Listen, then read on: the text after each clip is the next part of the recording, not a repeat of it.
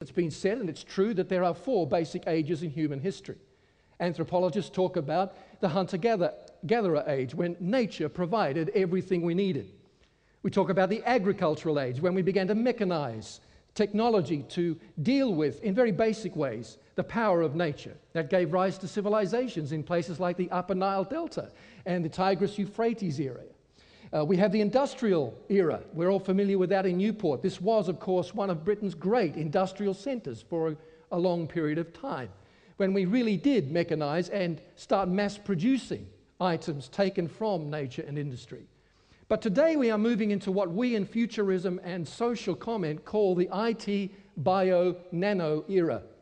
And this era is where we are starting to increasingly automate and even robotize industry and agriculture. I want to talk about that a little bit more later on. There's no doubt that this IT-Bio-Nano era presents us with some great challenges. And I'm talking globally just for a moment, because we need to paint the picture that will give rise to the rest of the day. Every year, the Earth loses 6% of its fresh water. That means by the year 2050, 1 billion people will be without fresh water on planet Earth.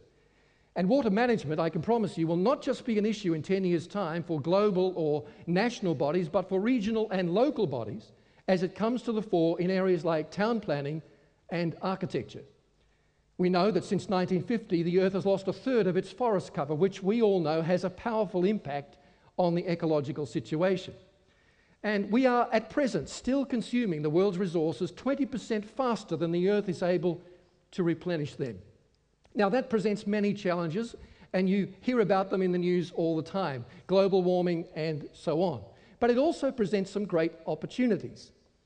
We use 80% carbon fossil for our energy today, but we're awash with alternatives if we'll just spend the time and the money to invest in their development.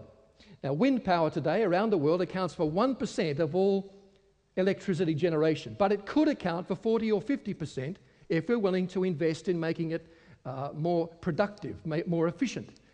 We know, for example, that in the UK today, we already have wind farms that on the windiest days in your country could generate 730 times, in theory, all the power your country needs on those days. So there are opportunities there. Solar power. We know that solar power in the US could power the entire country if we put panels in a 91 square mile area in Nevada.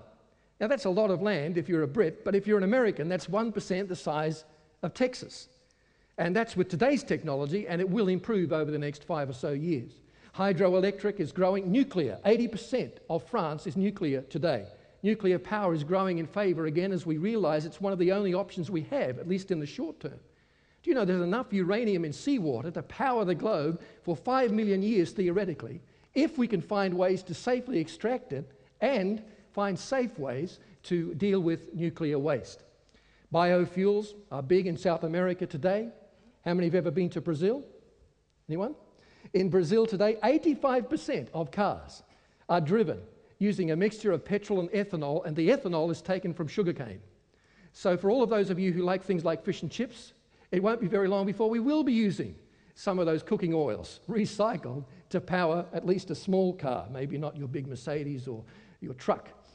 Carbon extraction, sucking carbon out of the atmosphere is a growing industry. Geothermal power is a possibility. Why am I saying all this? Because there are great opportunities here for civic government and for business in the shaping of the future in terms of ecology. You know, this is going to become a great opportunity for some business people here today over the next 10 years, because more and more individual householders will go off the grid in terms of power generation. Do you know that already 40,000 people in the UK have taken their homes off the power grid? They are totally self-sustaining in terms of power generation. And that number's going to grow as government begins to give tax incentives and other incentives to these mini power plants. And as we in regions perhaps like the south of Wales, if we're smart, do what some Europeans, for example in Germany now are doing, and start collectivizing these mini power plants, pooling them together and forming regional power plants, in some cases selling power back to the national grid and making a pound on the side.